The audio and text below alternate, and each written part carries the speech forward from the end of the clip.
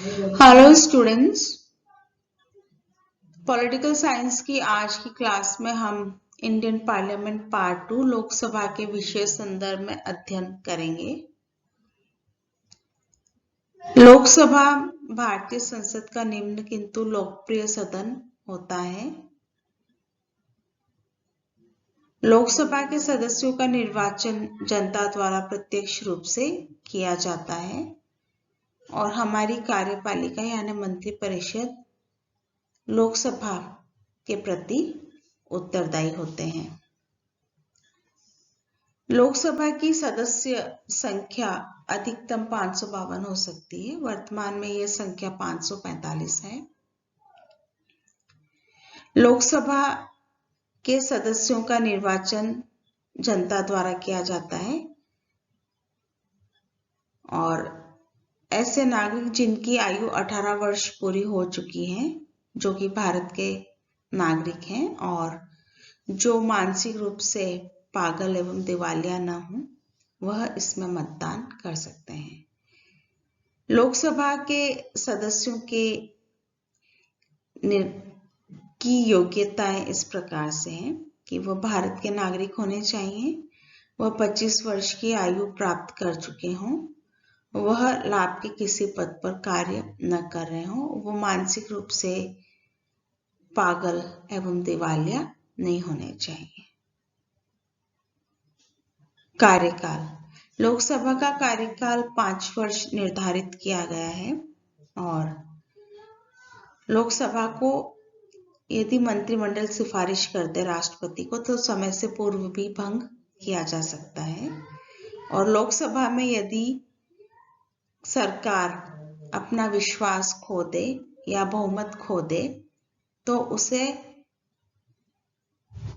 सरकार को अपने पद से इस्तीफा देना पड़ता है और इन विशेष परिस्थितियों में पुनः चुनाव भी कराए जाते हैं। लोकसभा की शक्तियां, लोकसभा की शक्तियों में सबसे इंपॉर्टेंट है कानून बनाना। लोकसभा और राज्यसभा की शक्तियां कानून बनाने के संबंध में समान है। किसी भी विधेयक को लोकसभा और राज्यसभा में प्रस्तुत किया जा सकता है और जब एक सदन में वह विधेयक पारित हो जाता है तो उसे दूसरे सदन में भेजा जाता है। वहां से पारित होने के पश्चात वह पुनः पहले सदन में आता है और फिर वहां से राष्ट्रपति के हस्ताक्षर के लिए जाता है। राष्ट्रपति के हस्ताक्षर के पश्चात वह विधेयक कानून बन जाता है। लोकसभा एवं राज्यसभा केंद्रीय सूची एवं समवर्ती सूची के किसी भी विषय पर कानून बना सकती हैं और विशेष परिस्थितियों में राज्य सूची के विषयों पर भी कानून बना सकती हैं। नेक्स्ट है निर्वाचक मंडल के रूप में कार्य। लोकसभा राष्ट्रपति एवं उपराष्ट्रपति के निर्वाचन में भाग लेती है। नेक्स्ट है वित्तीय शक्तियां। लोकसभा इसलिए भी ज्यादा शक्तिशाली सदन है क्योंकि उसके पास वित्तीय शक्तियां पूर्ण रूप से मौजूद होती हैं। राज्यसभा के पास वित्तीय शक्तियां नहीं होती हैं।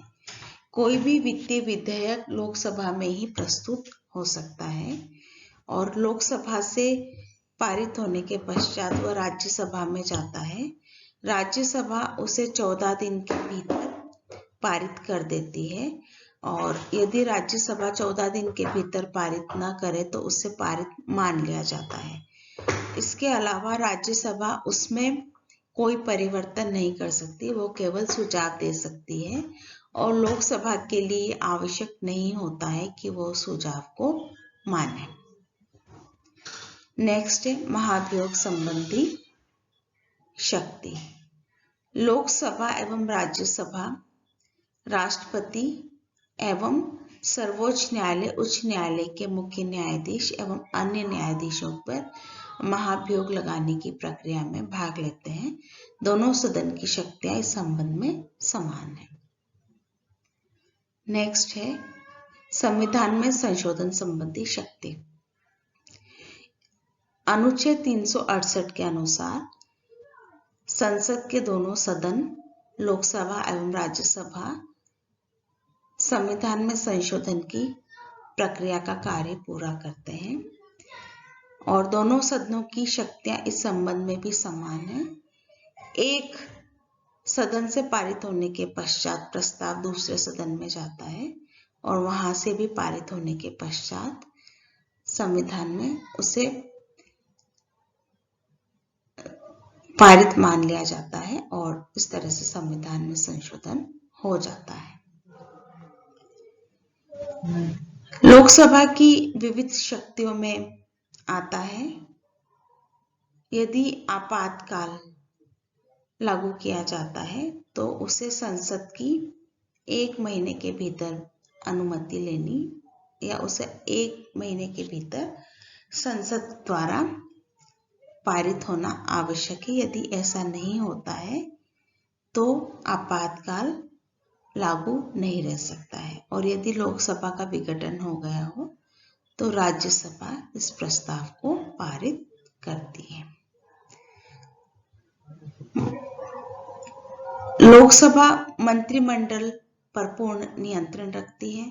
वो प्रश्न पूछकर, पूरक प्रश्न पूछकर मंत्रिमंडल पर नियंत्रण रखती है। इसके अतिरिक्त अविश्वास प्रस्ताव केवल लोकसभा द्वारा ही लाया जा सकता है। यदि कभी ऐसा लगता है कि सरकार अपना विश्वास खो रही है, बहुमत खो रही है, तो ऐसी स्थिति में लोकसभा में अविश्वास प्रस्ताव लाया जा सकता है। यह भी लोकसभा की विशेष शक्ति होता है। तो इस तरह से लोकसभा लोकप्रिय सदन होने के कारण अत्यधिक शक्तिशाली होती है। समस्त वित्तीय शक्तियां भी लोकसभा के पास होती हैं और चूंकि लोकसभा के सदस्य जनता द्वारा प्रत्यक्ष रूप से निर्वाचित होते हैं और मंत्रिपरिषद प्रत्यक्ष रूप से लोकसभा के प्रति उत्तरदायी होती है, इन कारणों से लोकसभा अत्यधिक शक्तिशाली होती है। Thank you.